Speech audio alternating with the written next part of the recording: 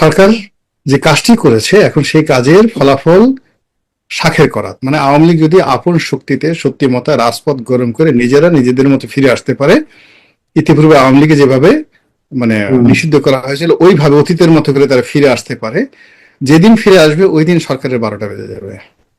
আবার অন্যদিকে যদি সরকার পরিস্থিতির কারণে বাধ্য হয় আওয়ামী লীগের উপর নিষেধাজ্ঞা তুলতে, যেদিন নিষেধাজ্ঞা তুলবে সেই দিনই সরকারের যে ক্রেডিবিলিটি, ক্রেডেনশিয়ালিটি, পাওয়ার, এই জিনিসগুলো জিরো হয়ে যাবে। এই মুহূর্তে তাহলে আওয়ামী লীগের ফিরে আসার পথটি কি অ্যাক্সিডেন্টালি নাকি নিয়মতান্ত্রিক ভাবে হওয়ার সম্ভাবনা আছে? নিয়মতান্ত্রিক ভাবে হওয়ার কোনো সম্ভাবনা নাই, এটা অ্যাক্সিডেন্টাল হওয়ার সম্ভাবনা, সারপ্রাইজিং হওয়ার সম্ভাবনা। যেভাবে ধরেন তারেক রহমান সাহেব আসছে, এটা তো নিয়মতান্ত্রিক ভাবে তিনি আসেননি, তিনি পুরো জাতিকে সারপ্রাইজ করে 24 ঘন্টার সময় আমরা পাইনি, তিনি বাংলাদেশে এসেছেন ভিনি ভিডি ভিসি, আসলাম, নামলাম, 300 ফিটে গেলাম, প্রধানমন্ত্রী হয়ে গেলাম, ভিনি ভিডি ভিসি, আসলাম, দেখলাম, জয় করলাম। ইনুস সাহেবও মানে পরপর হয় কি ঘটনা 3টা ঘটে, তো আমাদের দেশে 3টি ভিনি ভিডি ভিসি হয়েছে, এসে দুটো মানে হয়েছে। ইউনুস সাহেব একেবারে প্যারিস থেকে আসলেন, 8 তারিখে আসলেন, এসে রাজা হয়ে গেলেন। আবার তারেক রহমান সাহেব আসলেন, এসেই তিনি রাজা হয়ে গেলেন। তিনি নির্বাচিত হইলেন ফেব্রুয়ারি মাসে, কিন্তু তিনি যেই দিন ডিসেম্বর মাসের 25 তারিখে পা দিয়েছেন ওই দিন থেকে তিনি রাজা। তো বোঝার চেষ্টা করেন যে যে ইনস্ট্যান্স গুলো ইউনুসের ক্ষেত্রে ঘটছে, যে জিনিসটা সেই ইনস্ট্যান্স যে শেখ হাসিনার ক্ষেত্রে বা আওয়ামী লীগের ক্ষেত্রে ঘটবে না, আপনি এটা কি করে বলবেন বলেন? হ্যাঁ, আওয়ামী লীগ 17 বছর থেকে শুধু তো খারাপ কাজ করেনি, এই যে ভালো কাজগুলো যেগুলো করেছে, এখন এই আওয়ামী লীগের বিপদের সময় এই জিনিসগুলো রসায়ন হচ্ছে। এই রসায়নগুলোই জামাত, এনসিপি এবং বিএনপি এগুলো তাদেরকে পলিটিক্যালি, মেন্টালি, সোশ্যালি, স্পিরিচুয়ালি এগুলোকে মোকাবেলা করতে। ঢাকা শহরে কাক নেই, আপনি একবার চিন্তা করতে পারছেন যে আওয়ামী লীগের আমাদের এত কাক ছিল, হঠাৎ করে ঢাকা শহরে কাক নেই, গ্রাম্য কাক নেই। আপনি বুঝতে পারছেন এটা প্রকৃতির এটা কত বড়, না এটা প্রকৃতির একটা বিরাট অভিশাপ। আর প্রকৃতিতে কাক না থাকা মানে একটা অভিশাপ, এটা জানেন? এটা আপনি যখনই কোনো একটা সমাজে কাক না থাকবে, কাককে বলা হয় প্রকৃতির ডাস্টবিন। আমাদের রোগ, জীবাণু, ময়লা আবর্জনা দূর করা থেকে শুরু করে প্রকৃতি। কিন্তু ঢাকা শহরে আপনি হঠাৎ করে দেখেন গত ইউনুসের জমানা থেকে এই পর্যন্ত ঢাকা শহরে কাক নেই, কোনো কাকের ডাকাডাকি নেই। তাহলে এই যে আল্লাহর যেটা গজব নাজিল হয়ে গেছে ইউনুসের জমানা থেকে এই কাকের মাধ্যমে, এটা বোঝার ক্ষমতা তো আপনাকে থাকতে হবে। আমাদের কাছে প্রিয় দর্শক, মানচিত্র নিয়মিত আয়োজন কথোপকথনে আজকে আমাদের সঙ্গে আলোচনায় যুক্ত রয়েছেন সাবেক সংসদ সদস্য, রাজনীতিবিদ এবং কলামিস্ট গোলাম মাওলানা আলী।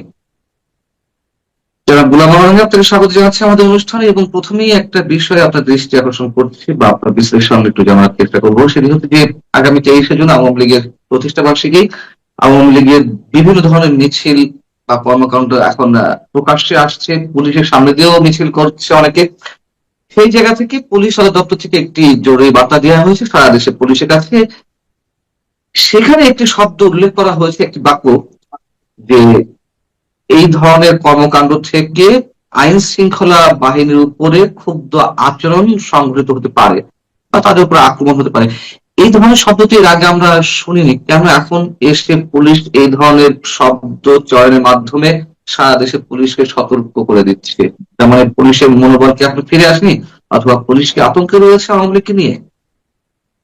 না, পুলিশ আসলে আওয়ামী লীগ নিয়ে আতঙ্কগ্রস্ত হবে না। এখানে হয় কি, সরকারকে খুশি করার জন্য পুলিশকে অনেক কিছু করতে হয়।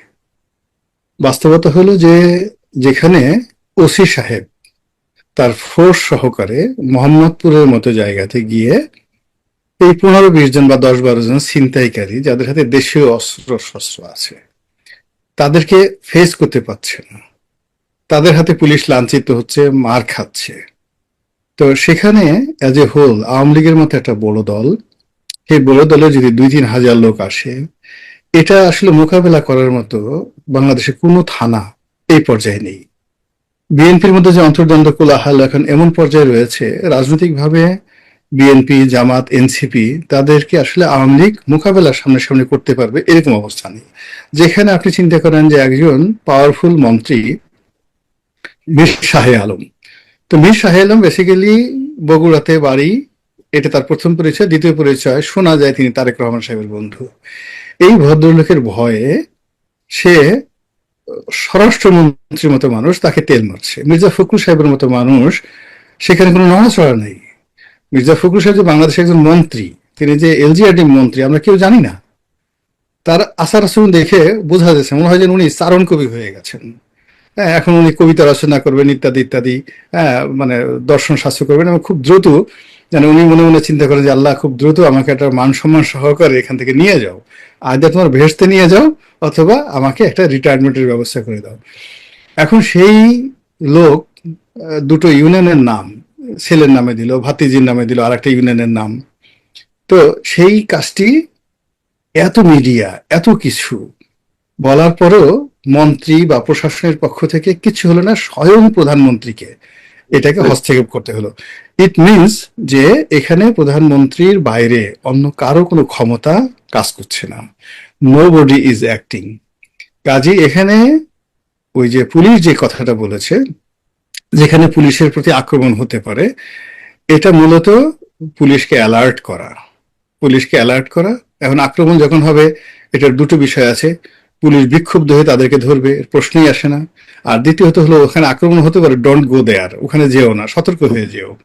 তো এখন যদি সতর্ক হয়ে পুলিশ ছেড়ে দেয়, তাহলে তো 23শে জুন সারা বাংলাদেশ মুসলিমের শহর হয়ে যাবে।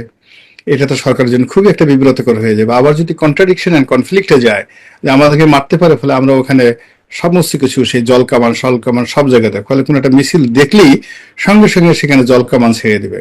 তো আসলে এই যে যা কিছু করছে, it's an unpredictable situation outwardly, মানে বাহ্যিক দিক থেকে।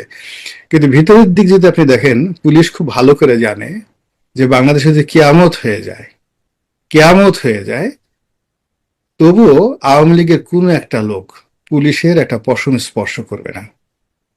এই পুলিশ বাহিনী গঠন করার জন্য, এই পুলিশ বাহিনীকে আধুনিকায়ন করার জন্য রাষ্ট্রের সব বাহিনীর এবং সব প্রতিষ্ঠানের শত্রু হয়েছে আওয়ামী লীগ।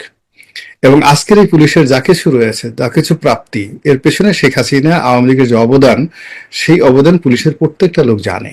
এর কারণ হলো বাহিনীগুলোর কথাগুলো, নর্মালি প্রত্যেকটা বাহিনীর কথাগুলো যাকে বলা একটা ক্যারেক্টারিস্টিক্স থাকে, শত শত বছর ধরে এরা এই ঐতিহ্য লালন করে। আপনি যদি ধরেন বাংলাদেশের আর্মির মধ্যে যারা অফিসার, তাদের মধ্যে টিল নাও জিয়াউর রহমানের প্রতি প্রচন্ড একটা দুর্বলতা আছে। সে অনেকগুলো কু মোকাবেলা করেছে, অনেক অফিসারকে ফাঁসিতে চড়িয়েছে, ডাজ নট ম্যাটার, কিন্তু তার প্রতি এটা মমত্ববোধ আছে। আবার অন্যদিকে যারা সাধারণ সিপাহী যারা আছেন, সোলজার যারা আছেন, তারা কিন্তু মারাত্মকভাবে এরশাদের ভক্ত। ফলে আপনি ক্যান্টনমেন্টের এলাকাতে প্রত্যেকটা সিপাহী জাতীয় পার্টি এবং এরশাদের যারা লোকজন আছে তাদেরকে মনে প্রাণে ভালোবাসে। এটা ট্রেডিশন হয়ে গেছে। তদ্রুপ বিএনপির সঙ্গে নয়, আওয়ামী লীগের সঙ্গে পুলিশের যে সম্পর্কটা, মানে আওয়ামী লীগ সরকারটা আসলে একটা পুলিশ বান্ধব সরকার, প্রচন্ড একটা পুলিশ বান্ধব সরকার। সেটা বঙ্গবন্ধুর জামানাতে তিনি যেমন প্রোটোকল নেন, পুলিশের উপর নির্ভর করেছেন। আর শেখ হাসিনা তো পুলিশকে পারলে তো পুলিশের হাতে সবকিছু ছেড়ে দেন। ফলে এটা পুলিশ অনুভব করে। ফলে সেই অনুভবের জায়গা থেকে যেটাকে বলা অ্যাট্রোসিটি, যেটা বলা হয়, এটা নিষ্ঠুরতা কখনো পুলিশ দেখাবে না। তারা মামলা করবে, গ্রেপ্তার করবে, হামলা করবে, যা কিছু করবে সেটা হলো ওই এলাকার যে পলিটিক্যাল যে পরিস্থিতি, সেই পরিস্থিতিকে কমপ্লাই করার জন্য, তার চাকরি বাঁচানোর জন্য। এই বাংলাদেশে বহু মানুষ রয়েছে যারা আওয়ামী লীগ দ্বারা উপকৃত, শেখ হাসিনা দ্বারা পার্সোনাল উপকৃত। যারা ক্ষতি হয়েছে তারা তো শেখ হাসিনাকে গালাগালি করবেই। এখন বিএনপির অনেক লোক ক্ষতিগ্রস্ত হয়েছে, তারা গালাগালি করবে, কিন্তু যে মানুষগুলো উপকার পেয়েছে তারা কি করবে? তারা শেখ হাসিনাকে চাইবে, আর যদি শেখ হাসিনা না পায় আল্লাহর কাছে দোয়া করবে, আল্লাহ শেখ হাসিনা কেনে দাও। তারা মানে কান্নাকাটি করবে, আফা কবে আসবে, ইত্যাদি ইত্যাদি হবে। এরভাবে তো হবে না। এখন এই যে বেনজির এত খারাপ বলে সব মানুষ, এখন বেনজিরের দ্বারা তো বহু মানুষ উপকৃত হয়েছে। আপনি হারুনকে যত খারাপ বললেন না কেন, হারুনের দ্বারা তো বহু মানুষ উপকৃত হয়েছে। মেজর জিয়াউল হাসানকে আপনি যত খারাপ বলেন, যত খারাপ বলেন, খারাপ লোক খারাপ বলুক, কিন্তু তার দ্বারা যারা উপকৃত হয়েছে তারা তো তার জন্য দোয়া করবে।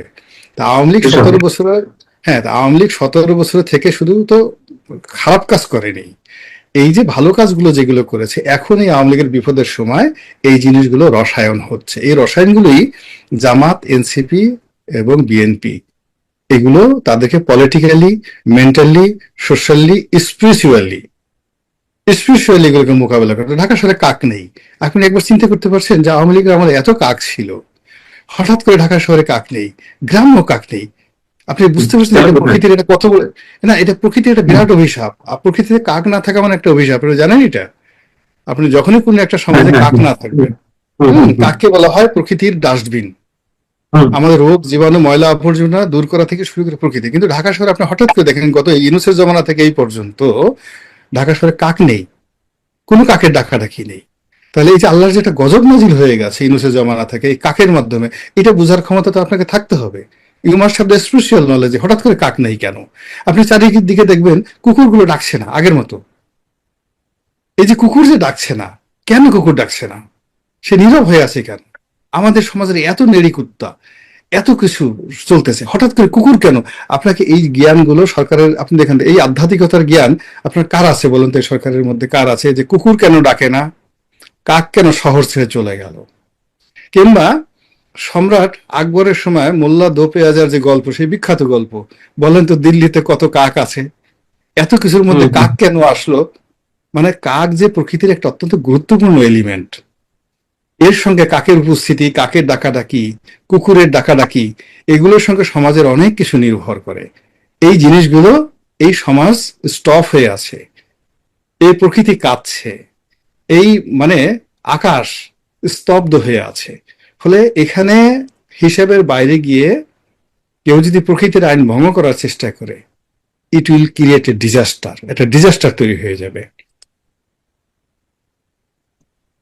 স্পিরিচুয়াল যে জ্ঞান কিংবা সাইকোলজি বা অন্যান্য সমাজ বিজ্ঞান সবকিছু দিয়েই বলছেন, তাহলে আমরা কি ধরে নেব 23শে জুন বিশেষ কিছু ঘটতে যাচ্ছে? তা কি ঘটার হ্যাঁ, কোনো সম্ভাবনা আছে? প্রত্যেক দিন 23শে জুন কিছুই ঘটবে না, কিন্তু 23শে জুন যা ঘটার তার চেয়ে বড় ঘটনা মানে আলটিমেটলি ঘটে চলছে।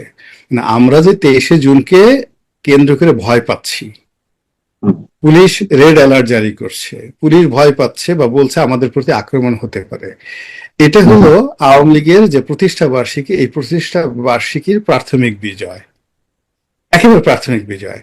নর্মালি কি হওয়া উচিত ছিল? এই যে 23শে জুন তো 2025 সনেও গেছে, আমরা কি টকশো করেছি, কথা বলেছি? না, 23শে জুন তো, নিশ্চয়ই। হ্যাঁ, আমরা এটা নিয়ে কোনো কথাই বলিনি, কোনো কথা বলিনি। তো এখন হুম। 23শে জুন 25 সালে কথা বললাম না, 26 সনে এসে আমরা 23শে জুন নিয়ে কথা বলছি কেন? যখনই কথা বলছি it means this date has a significant value. এই যে ভ্যালুটা তার আছে, এটাই তাদের প্রাথমিক বিজয়। ওই দিন কিছু হলে সেটা হবে বোনাস, কিন্তু যা ঘটার তা আপনার আলটিমেটলি ঘটে গেছে। আপনার কি মনে হয় যেভাবে চলছে, অর্থাৎ আওয়ামী লীগ রাজনৈতিক কার্যক্রম যে নিষিদ্ধ অবস্থায় আছে এবং সরকারের মধ্যে সম্ভবত উপর থেকে যেটা বোঝা যাচ্ছে যে একটা স্বস্তি হয়তো আছে, ঠিক আছে আওয়ামী লীগ নিয়ে যা আছে তাই দিয়ে আমরা রাজনীতি করি, আওয়ামী লীগ আসলে আবার কোন ঝামেলা হবে, রাজনীতি উত্তপ্ত হয়ে উঠবে। যদি এরকম না হতো তাহলে তো আওয়ামী লীগ রাজনৈতিক কার্যক্রমের উপর নিষেধাজ্ঞার যে বিষয়টি নির্বাহী আদেশের মাধ্যমে হয়েছিল সেটি আইনে পরিণত হতো না।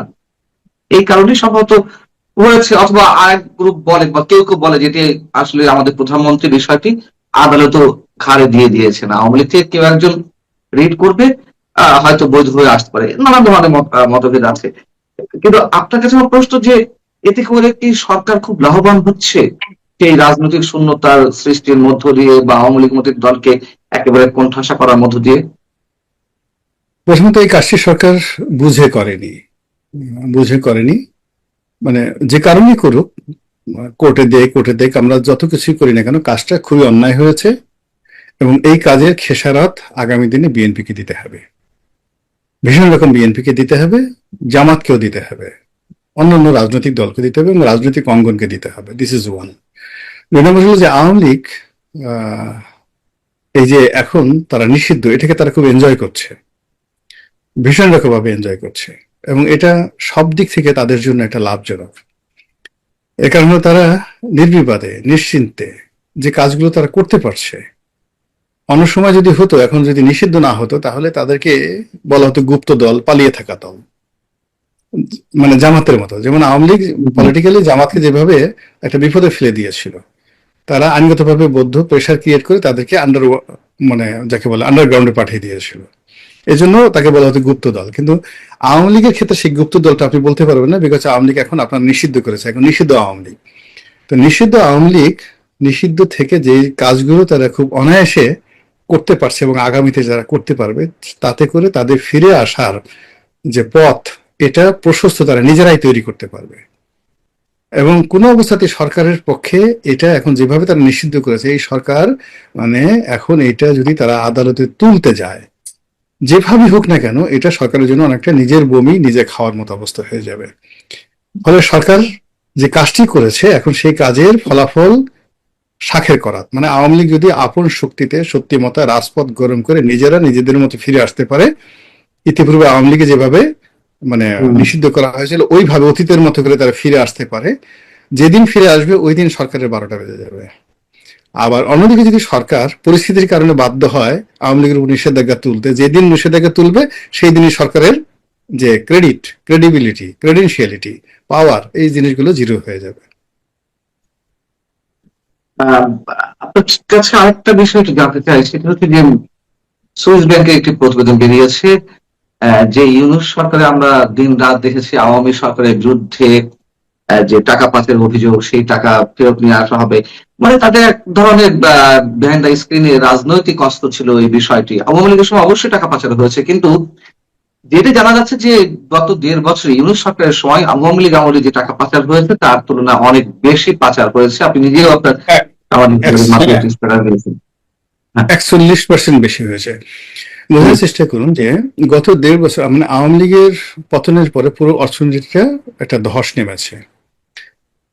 তো এখানে যারা টাকা চুরি করেছে, পাচার করেছে, তারা সবাই অলমোস্ট টাকার বস্তা পেয়েছে, থোক।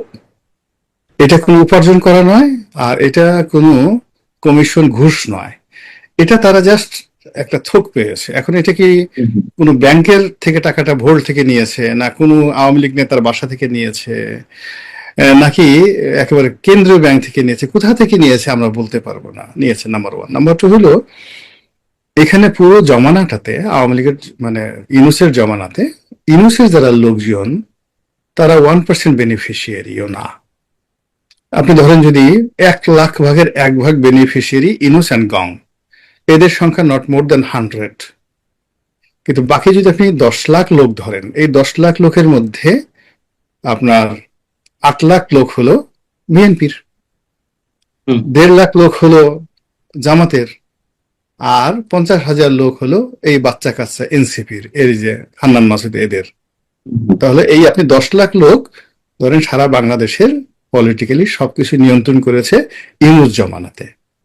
তাহলে আপনি যে লুটপাট ধরেন, তাহলে এই লুটপাটের যদি ধরেন তাহলে আপনার মানে ইউনূসের তো 100 জনের বেশি লোক ছিল না, নট মোর দ্যান 100। বাকি লোক কাদের? জামাতের, এনসিপির এবং বিএনপির একটা বিরাট অংশ। ফলে এই যে বিএনপির যে বিরাট একটা অংশ, এই যে সুইস ব্যাংকের টাকা পাচার হয়েছে, এইটা যে রিপোর্টটা ইন পার্সেন্ট টিআইবি বর্ণ যে প্রতিষ্ঠান যখন করবে, তখন সবার আগে তারা দায়ী করবে বিএনপির লোকজনকে, দ্বিতীয় দায়ী করবে জামাতের যারা লোকজন আছে তাদেরকে, এবং জামাতে তখন এই যে জান্নাতের টিকিট, সৎ লোকের শাসন, এই জিনিসগুলো সব এলোমেলো হয়ে যাবে। এখন ইদানিং তো ধরেন জামাতকে নিয়ে যে সকল কথাবার্তা হচ্ছে, ইসলামী ব্যাংক, তারপরে শেষে অন্যান্য বিষয় নিয়ে ওই দিকে লোন টোন নিচ্ছে, মানে তাদেরকে আমরা যত ভালো মনে করছিলাম বা যত আল্লাহর মানে অলি মনে করছিলাম, কিন্তু বাস্তবে এখন এমন তথ্য আসছে, বিএনপির লোকজনই বলছে, সেই তথ্যগুলো আগামীতে যখন রিপোর্ট আকারে আসবে এই সুইস ব্যাংকের এই ঘটনায়, আপনি দেখবেন যে আমাদের চোখ কপালে উঠবে না।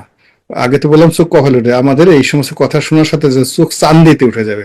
মাথার ওই যে যেখানে মাথার মুড়ি থাকে সে চান্দির উপর দেখবেন 2টা চোখ উঠে গেছে আর কি, এই অবস্থা। আকাশের দিকে তাকায় কোনো উপায় নাই আর কি। আর সামনে কপালে চোখ উঠলে তো ব্যাটারির মতো, টর্চের মতো দেখা যাবে, একটা চোখ চান্দির মধ্যে 2টা চোখ থেকে যাবে চুলের মধ্যে। তা এরকম অবস্থা তৈরি হয়ে যাচ্ছে। এবং সবচেয়ে দুর্ভাগ্য হলো ওই যে বিএনপির আগের জমানাতে আপনি দেখেন যে একটা ব্যাড ইনস্ট্রুমেন্ট ছিল যে 5 বার দুর্নীতিতে চ্যাম্পিয়ন। আপনি দেখেন এইবার মানে যে রিপোর্ট আসছে, টিআইবির যে রিপোর্ট আসছে, সেই রিপোর্টে দেখেন কোন জায়গাতে আসে এই যে টিআইবির গ্রুপের সাথে যে প্রধানমন্ত্রীর দহরম মহরম সম্পর্ক, তার বারবার যে তুয়াজ করছে, তদবির করছে, এর কারণটা কি? কিন্তু ঘটনাটা তো আসলে বাংলাদেশের ইফতেখার সাহেবের কিছু করার নেই। এগুলো একটা সিস্টেম অনুযায়ী এই রিপোর্টগুলো হয়, এবং সেই রিপোর্টগুলো জার্মানি থেকে যেভাবে তৈরি করা হয়, বাংলাদেশ এখানে তাদের খুব 10% অ্যাক্টিভিটিস থাকে। এখন সেই তথ্যগুলো তারা যেখান থেকে নেয়, সেই তথ্যের ভিত্তিতে যে ভয়াবহ চিত্র তুলে আসছে, সুশাসন, তারপর শেষে অবিচার, অনাচার, ঘুষ, দুর্নীতি, এটা রীতিমতো আওয়ামী লীগ না বিএনপিকে এমন ভোগাবে যেটা অতীতের যে কোনো সময়। এবং দেখেন আসলে কয় না যে মানুষের তকদির 4 আঙ্গুল কপাল, কখনো আপনি কবরে যান, কবরও আপনার সাথে কপাল যাবে। তো 2001 থেকে 2006 সনে বিএনপির যে সমস্যাগুলো ছিল, এবার আমরা সবাই আশা করেছিলাম যে সেই সমস্যাগুলো থাকবে না। কিন্তু এখন বলেন তো 2001 সন থেকে এই পর্যন্ত ওই সময় যে সমস্যাগুলো ছিল তার কোনটা এখন নাই? জাস্ট আক্স ইউরোসিয়ান। তো যার জন্য হয় কি, এই সামনে যে দিনগুলো আসছে এই দিনগুলো বিএনপি যত মানে যাকে বলা হয় ভুল করবে, যত মানে তার দুর্নাম হবে বদনাম হবে, তত বেশি এই যে 23শে জুন নিয়ে মানুষের আতঙ্ক বাড়বে। এবং ঘুরে ফিরে ইউনূসকে নিয়ে আমরা যত গালি দেই না কেন, আলটিমেটলি গালিগুলো তারেক জিয়ার ঘাড়ে আসবে। এর কারণ হলো বর্তমান সরকারকে তো বলা হয় যে ডক্টর ইউনূসের version 2, second version, second edition, দ্বিতীয় সংস্করণ। তার মানে যত সব লোকজন রয়েছেন, আমির উমরা থেকে শুরু করে পাইক পেয়াদা সিপাহি সালার, সবই তো মানে ইনুজ্জামানার সবকিছু। এখানে তো তেমন কিছু আপনি নতুন কিছু করতে পারেননি, নতুন কোনো কিছু করতে পারেননি। তো সেই জায়গায় থেকে মানে যে কিছু একটা হবে, ভালো কিছু হবে, এটা আশা করা যাচ্ছে না। বরং উল্টো যেটা হচ্ছে সেটা হলো যে আওয়ামী লীগ যদি নিয়মতান্ত্রিকভাবে না আসে, অ্যাক্সিডেন্টালি আসে, সারপ্রাইজিংলি আসে, that will be disaster for the whole nation, everybody. বুঝতে পারছেন? আপনি যখন একটা বাঁধ ভেঙে যায়, কোনো একটা বাঁধ ভেঙে যায়, সেটা ফারাক্কার বাঁধ হোক আর যেটা হোক, যদি বাঁধ ভেঙে যায় এবং সেখানে বাঁধের দ্বারা যে পানির যে স্রোতটা আসে, ওটা কিন্তু সবকিছু তছনছ করে ফেলে। ফসলের মাঠ ঘাট, বাড়ি ঘর, জায়গা জমি, মানুষের জীবন, পশু টশু সব ভাসিয়ে নিয়ে যায়। নর্মাল বন্যা আর বাঁধ ভাঙা বন্যা কিন্তু ডিফারেন্স। তো একটা নিয়মতান্ত্রিক উপায়ে আওয়ামী লীগ রাজনীতি করবে, মাঠ দখল করবে, সবকিছু করবে, সেটা মানে একেবারে নর্মাল বন্যার মতো একটা বন্যা হচ্ছে, আওয়ামী লীগ বিজয়ী হয়েছে। কিন্তু যদি হঠাৎ করে এরকম ঘটনা ঘটে, অর্থাৎ কাপ্তাই লেক যদি বর্ষাকালে ভেঙে যায়, কাপ্তাই লেক বর্ষাকালে যদি ভেঙে যায়, তখন যে অবস্থাটা হবে, আপনার বর্ষাকালে যদি হঠাৎ করে ফারাক্কা ব্যারেজটা ভেঙে যায়, আপনি দেখবেন যে পুরো রাজশাহী শহর উড়ে গেছে, রাজশাহী শহর কিছু থাকবে না। মানে এমন একটা অবস্থা, রাজশাহী শহর কিছু থাকবে না। সম্ভাবনা কোনটি? অ্যাক্সিডেন্টালি ফেরার সম্ভাবনা, মানে আপনার অতীত অভিজ্ঞতা থেকে বা ভূ রাজনৈতিক জায়গা থেকে, আন্তর্জাতিক বিভিন্ন এক্সাম্পল তো নিশ্চয় আপনার সামনে আছে, সেই জায়গা থেকে যদি প্রশ্ন করি যে এই মুহূর্তে তাহলে আওয়ামী লীগের ফিরে আসার পথটি কি অ্যাক্সিডেন্টালি নাকি নিয়মতান্ত্রিক ভাবে হওয়ার সম্ভাবনা আছে? নিয়মতান্ত্রিক ভাবে হওয়ার কোনো সম্ভাবনা নাই। এটা অ্যাক্সিডেন্টাল হওয়ার সম্ভাবনা, সারপ্রাইজিং হওয়ার সম্ভাবনা। যেভাবে ধরেন তারেক রহমান সাহেব আসছে, এটা তো নিয়মতান্ত্রিক ভাবে তিনি আসেননি। তিনি পুরো জাতিকে সারপ্রাইজ করে 24 ঘন্টার সময় আমরা পাইনি। তিনি বাংলাদেশে এসেছেন ভিনি ভিডি ভিসি, আসলাম, নামলাম, 300 ফিটে গেলাম, প্রধানমন্ত্রী হয়ে গেলাম, ভিনি ভিডি ভিসি, আসলাম, দেখলাম, জয় করলাম। ইনুস সাহেবও মানে পরপর হয় কি ঘটনা তিনটা ঘটে। তো আমাদের দেশে 3টি ভিনি ভিডি ভিসি হয়েছে, এসে দুটো মানে হয়েছে। ইমর সাহেব একেবারে প্যারিস থেকে আসলেন, 8 তারিখে আসলেন, এসে রাজা হয়ে গেলেন। আবার তারেক রহমান সাহেব আসলেন, এসেই তিনি রাজা হয়ে গেলেন। তিনি নির্বাচিত হইলেন ফেব্রুয়ারি মাসে, কিন্তু তিনি যেই দিন ডিসেম্বর মাসের 25 তারিখে পা দিয়েছেন, ওই দিন থেকে তিনি রাজা। তো বোঝার চেষ্টা করেন যে যে ইনস্ট্যান্স গুলো ইউনুসের ক্ষেত্রে ঘটছে, যে জিনিসটা, সেই ইনস্ট্যান্স যে শেখ হাসিনার ক্ষেত্রে বা আওয়ামী লীগের ক্ষেত্রে ঘটবে না, আপনি এটা কি করে বলবেন বলেন? শেখ হাসিনার ক্ষেত্রেও ঘটার সম্ভাবনা আছে। মানে যদি তারেক জিয়ার ক্ষেত্রে একই ঘটনা ঘটে, যদি ইউনুস সাহেবের ক্ষেত্রে একই ঘটনা ঘটে, কেন শেখ হাসিনার ক্ষেত্রে ঘটবে না? ধরেন শেখ হাসিনা মরে গেল, রেহানার ক্ষেত্রে, শেখ রেহানার ক্ষেত্রে কেন ঘটবে না? শেখ রেহানা ধরেন মরে গেল, কেন জয়ের ক্ষেত্রে, পুতুলের ক্ষেত্রে এই ঘটনা ঘটবে না? কিন্তু ঘটনা যখনই ঘটুক না কেন, এদের যে সমস্যার সৃষ্টি হবে, শেখ হাসিনা মানে এই যে তারেক জিয়া বা ইনুস সাহেব আসছেন ক্ষমতায়, তখন এখানে বাঁধ ভাঙা জোয়ার হয় নাই, জোয়ারটা ছিল নর্মাল উইদিন দ্য রিভার। কিন্তু আওয়ামী লীগের যে প্রত্যাবর্তনটা যদি অনিয়মতান্ত্রিক ভাবে হয়, সেখানে জোয়ারটা হবে বাঁধ ভাঙ্গা, সেই জোয়ারে সমস্ত বাঁধ ভেঙে দেবে। আর সেই বাঁধ ভাঙলে কি সর্বনাশ হবে বুঝতে পারেন আপনি আমি। মানে যখন আছেন আগুন লাগলে দেবালয়ও কিন্তু রক্ষা পায় না। আপনি পান্না এত মিষ্টি মিষ্টি কথা বলছেন, আমি গোলাম মোল্লা রনি মিষ্টি মিষ্টি কথা বলতে, দেখা গেল আওয়ামী লীগেরই কোনো পান্ডা বা শিবিরের কোনো পান্ডা হঠাৎ করে আওয়ামী লীগ হয়ে গেছে। আওয়ামী লীগ হয়ে সেই আওয়ামী লীগ জমানাতে 2008 সনে আপনি কি বলছেন, 10 সনে কি বলছেন, সেটার একটা ভিডিও ফুটেজ বের করে পান্নাকে মারো। বুঝতেছো ঘটনাটা? গোলাম মোল্লা রনি 2014 সনে কি লিখেছে, 15 সনে কি লিখেছে, আমরা যে এখন এত মিষ্টি মিষ্টি কথা বলছি ডাজনার ম্যাটার, এটাকে ধরে রাখো। এই ফলে এই যে ডলার খাওয়া পার্টি, মানে বাদ ভাঙা যখন হবে এভাবে ডলার ওটা দেখবেন যে কত মানুষ যে শেষ হয়ে যাবে। যে এখন যারা যারা কথাবার্তা বলছে, এভরিবডি ইজ ইন ডেঞ্জার। ফলে আমরা দোয়া করি, আশা করি যে সবকিছু নিয়মতান্ত্রিক ভাবে হোক, কোনো জিনিসই বাদ ভাঙা ভালো না। মানে জোয়ার স্বাভাবিকভাবে আসুক, বন্যা স্বাভাবিকভাবে আসুক। অনেক অনেক ধন্যবাদ। ধন্যবাদ গোলাম মাওলানা রনি আপনাকে আমাদেরকে সময় দেওয়ার জন্য। আপনি ভালো থাকবেন, আপনার প্রেডিকশন গুলো বাস্তবে পরিণত হোক, মানে ভালো প্রেডিকশন গুলো বাস্তবে পরিণত হোক জি জি। সেটাই আমরা চাই। দর্শক আপনারা যারা শুনছিলেন আপনারা ভালো থাকবেন, আল্লাহ হাফিজ।